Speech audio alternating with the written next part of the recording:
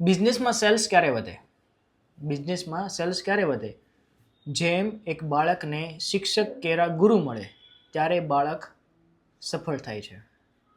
જેમ એક દર્દીને ડૉક્ટર કેરા ગુરુ મળે ત્યારે એ દર્દી નિરોગી થાય છે. જેમ એક રમતવીરને કોચ કેરા ગુરુ મળે ત્યારે એ રમતમાં જીત હાંસલ કરીને આવે છે. તો બિઝનેસમાં પણ સેલ્સ ગુરુ મળવા ખૂબ જરૂરી છે. શું? સેલ્સ ગુરુ.